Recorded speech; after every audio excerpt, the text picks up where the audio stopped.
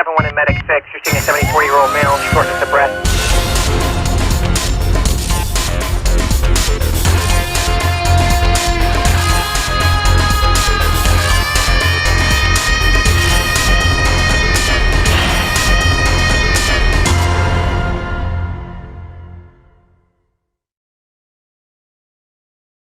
In January 2012, the CDC, Centers for Disease Control and Prevention, released updates to guidelines for field triage of injured patients. This document reflects recommendations for triage procedures based upon a national expert panel on field triage and sets new criteria for transporting trauma patients to trauma centers.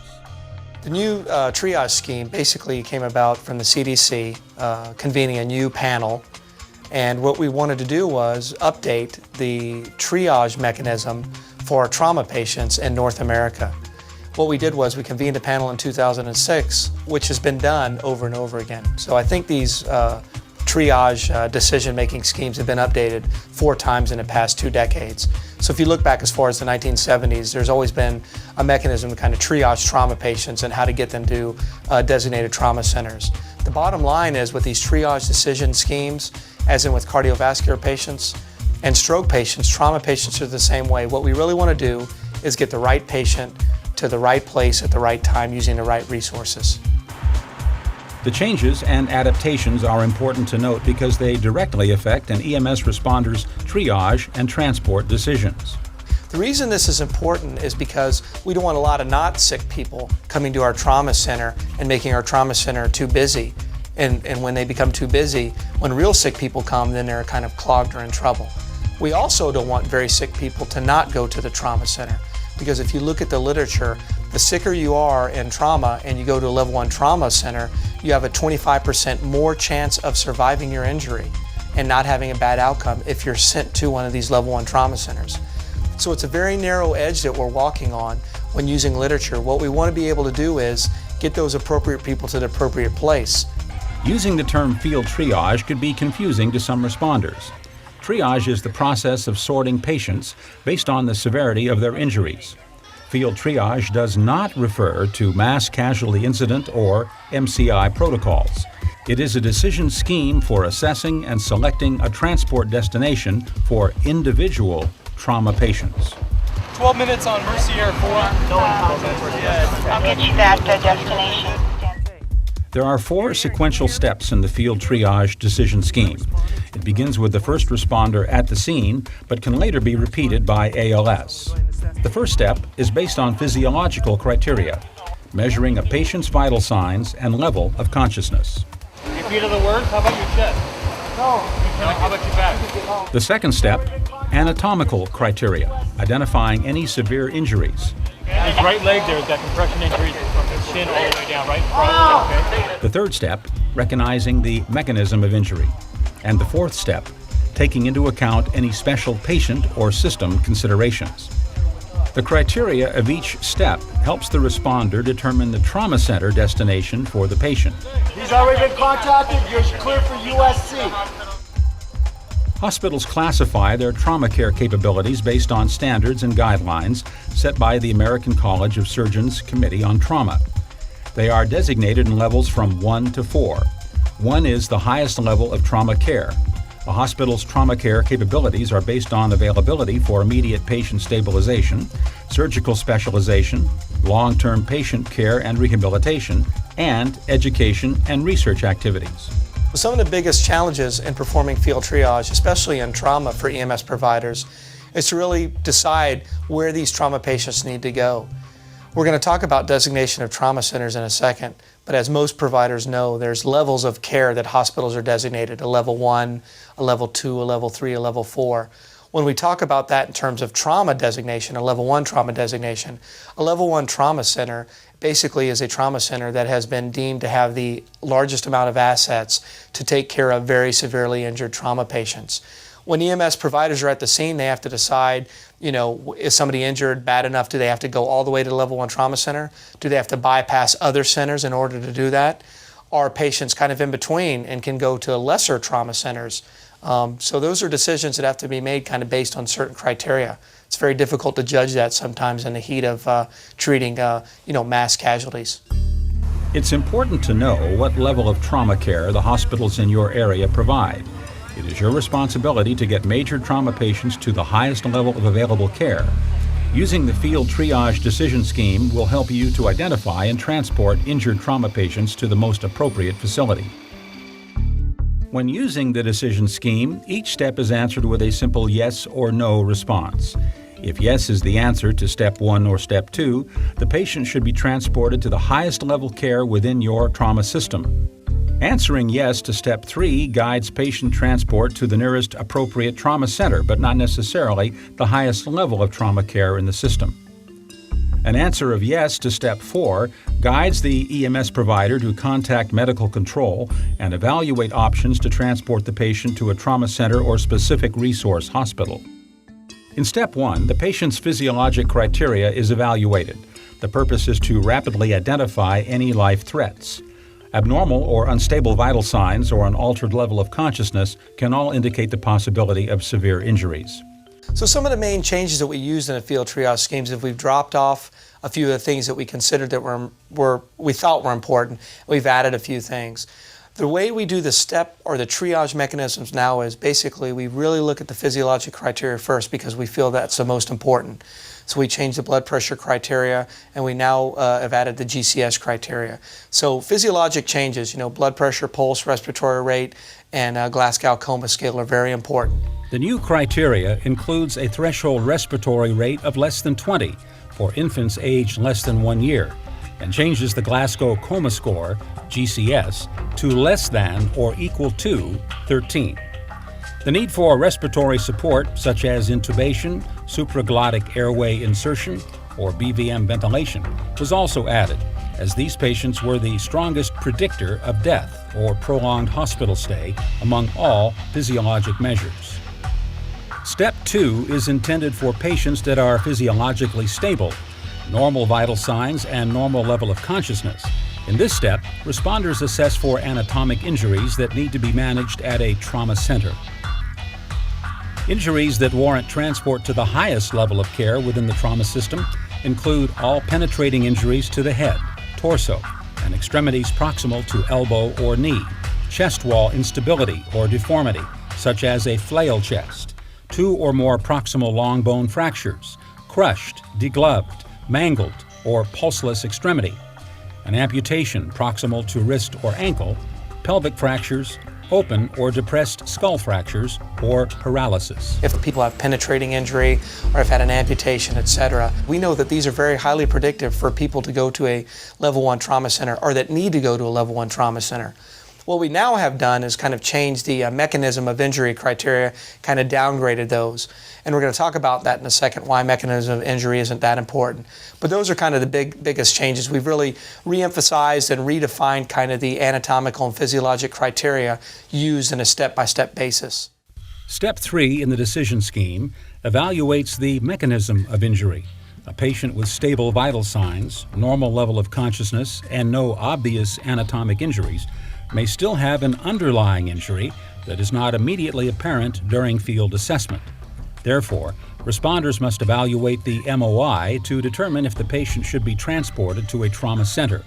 Scene clues, bystander reports, and the patient's description of events can help you make the determination. Let's start rechecking every vehicle involved in the accident and tell the people that were involved to stay by their vehicle, okay?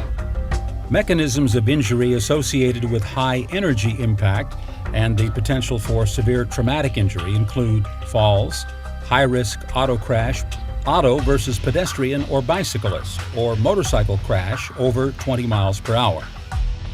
Let me explain some of the mechanism of injury criteria and why we came about some of the changes that we did. As I talked about, the first criteria is anatomical and physiologic, and we know that those are very highly predictive criteria for someone to be injured. However, mechanism of injury is very controversial.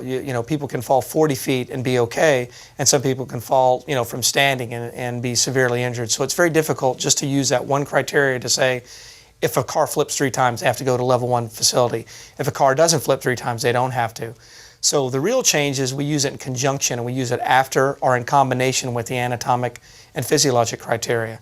The other changes we did, if you notice, on mechanism of injury is the fact that we use telemetry now, and we have a lot of great advances through the CDC and use of OnStar and other things that talk about kind of how they analyze crashes.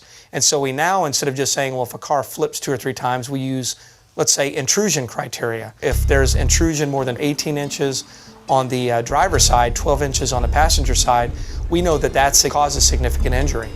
We know that if someone is ejected from the vehicle, that there is significant injury involvement with that. The other changes we made were to kind of clarify, if a car hits a pedestrian or someone on a bicycle, and if someone falls, the amount of feet they fall, like an adult falls 2 stories. The final thing that we kind of looked at was kind of the all-encompassing mechanism of injuries on what we really should, concentrate on, and I alluded to, and it's telemetry, kind of the mechanism of crash. The presence of a concerning mechanism does not mandate transport to the highest level of trauma care available. Depending on the hospitals available in your region, transport of a stable patient with a concerning mechanism to a level 3 or 4 trauma center may be acceptable. If in doubt, consult with online medical control and/or transport to a higher level trauma center. The purpose of Step 4 is to assess for any special considerations that could put the patient at higher risk of injury or require specialized care. These special considerations may warrant transport to a specialized trauma center. Considerations include age, anticoagulation, and bleeding disorders. When considering patients aged 55 years or older, remember that risk for injury or death increases. A systolic blood pressure of less than 110 might represent shock in those patients after age 65 years. Finally, low-impact falls, including ground-level falls, can result in severe injury in older adults. Children should be triaged preferentially to pediatric-capable trauma centers. Those patients with head injury that take anticoagulants or have bleeding disorders are at high risk for rapid deterioration. New criterion modified the criteria for burns and patient age.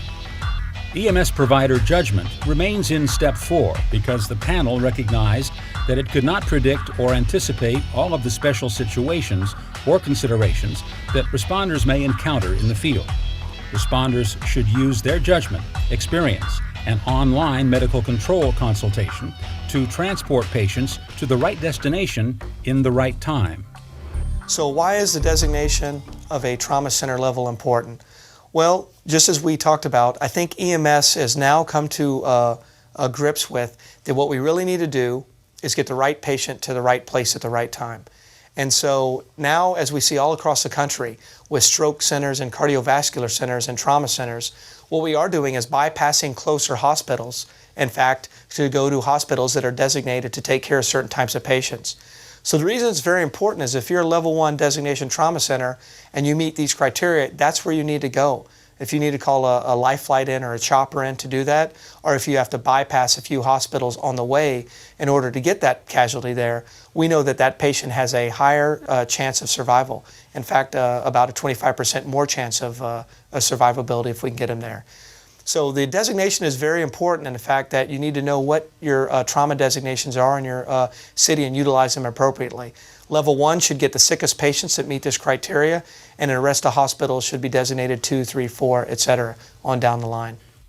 EMS systems and scope of practice vary widely across the United States, so transport decisions are determined by numerous factors such as assessment findings, provider treatments, scope of practice, protocols, availability of BLS and/or ALS transport unit, patient or family requests, state laws and regulations, the provider's experience and opinions of receiving hospital capabilities, and the hospital's capabilities. The number and type of hospital trauma centers also varies widely throughout the U.S. Rural or suburban areas may not have a level 1 or 2 hospital nearby. The decision scheme needs to be implemented within the context of your system and with your medical director's input. Using a field triage decision scheme may also require changing long-held beliefs about work practices. Transporting patients to the nearest hospital and/or the hospital of their choice may not be the best practice. So what are some of the ways that EMS organizations, fire and civilian base, can improve their inoperability when performing these triage criteria, such as transfer of care or notifying hospitals? Well, I mean, the biggest ways to indoctrinate this is kind of, when you're using electronic medical records, is kind of take some of the thinking out. As soon as one of these criteria is met, there should be some sort of reminder or automatic alert to alert the EMS provider that this is a level 1 patient and this patient should be taken to level 1. The other ways to improve, as I said, is to kind of educate everyone on the same process on what you're going to do when you determine these people need to go to a level 1 trauma center. So if they need to go to a level 1 trauma center, you need to make it, if they're within a certain amount of boundary, when are you going to call air, when are you not going to call air? So say, if you're within 15 minutes, 20 minutes of ground transport, if you're outside that arena and you activate this triage criteria and you find that a person needs to go to a level 1 center, then it should be an automatic air evacuation without having to think about it or discuss it at the scene. Those are some of the things I think that can really help. The decision scheme is an easily applied and defensible tool for providers that will allow them to deliver trauma patients to the right destination. However, triaging still requires good judgment and critical thinking. Basic ACLS maneuvers at this time, it'll be planned for a rapid load and transport. We're about 10 miles away, so give us about 15 minutes to be to your door. Optimally, all patients with severe trauma injuries, as determined by the decision scheme, should be transported to a level 1 or 2 trauma center, and all patients with minor trauma injuries should be transported to a lower level trauma center, such as a level 3 or 4, or community hospitals. The Field Triage Decision Scheme is an up-to-date and evidence-based tool for EMS organizations and providers to quickly identify major trauma patients and select the best destination. If in doubt, providers should transport the patients to a trauma center. Finally, work with your service director, medical director, and training officer to implement the Field Triage Decision Scheme and assess its effectiveness through a quality assurance process and by participating in your regional trauma system.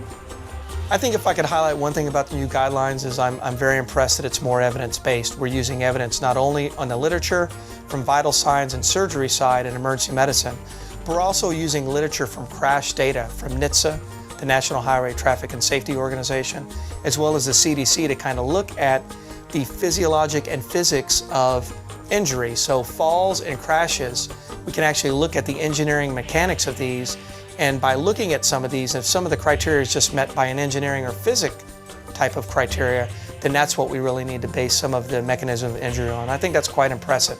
Instead of just saying a car flips 3 times, no, we look at actually what happened to the car.